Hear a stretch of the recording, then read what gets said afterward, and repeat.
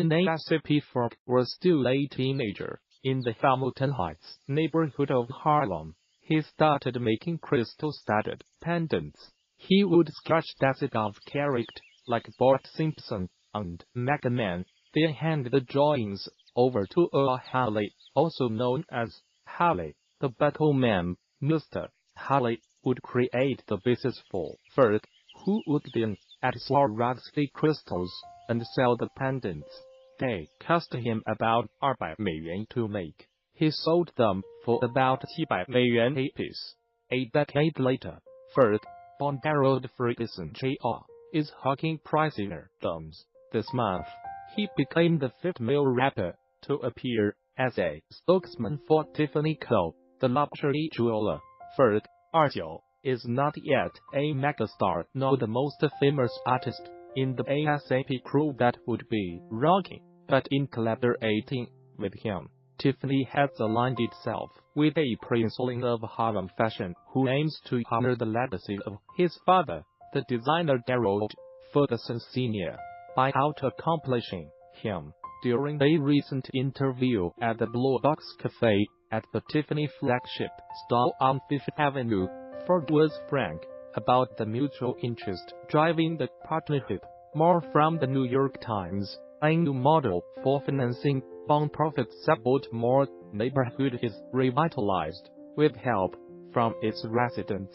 Meet the people who cannot get enough hotel points. You will learn something. I feel like we open up door for each other, he said of Tiffany. I show them my world. They show me their world. In working with him, the jewelry brand follows other luxury brands that have sought to bolster their stuffy brand images by collaborating with luminaries of the hip-hop world. The conglomerate LVMH, not Hennessy Lou, is Luton recruited Jay-Z as a brand ambassador for its headlock watches in 201, and in the US, it has been rewarded with hundreds of BA from his songs and testifying to the status of its brands.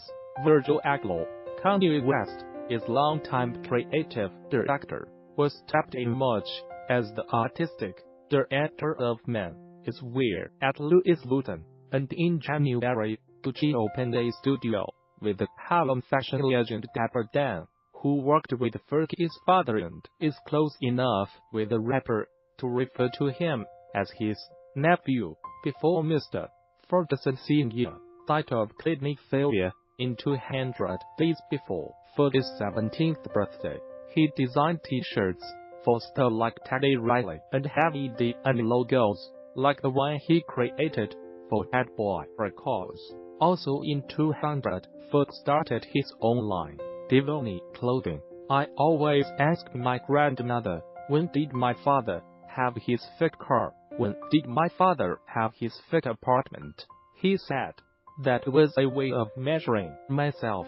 Eventually, Rocky, who had known Ferg for years, helped convince him to start making music in addition to designing clothing. A couple of studio albums and mixtapes into his career, Ferg now feels as if he is beginning to reach a new level of fame.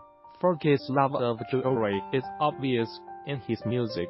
The feat of his highest-charting song to date, a remix of his 2018 single Plain Jane, Hope with him backed out, in a chain he had made in honor of his friend ASAP Ferg, the mastermind behind the ASAP crew, who died in a song he created with the actress Elle Fanning, Moon River.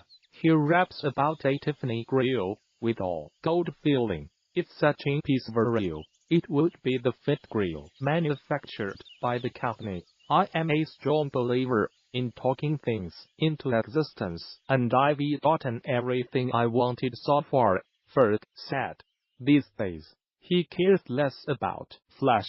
He said he believes in the artistic value of the jewelry he is promoting, referring to himself as a walking moment. Iteration, but also understands what it could mean for young people to see him wearing gold from Tiffany Co. I could not afford anything in here, so I never rocked in the store," he said, gesturing at the room keys. "I can imagine them feeling the same way. They and not have anything to connect to." He imagined what he might say to someone from Hamilton Heights. "I came from where you came from. You could obtain this as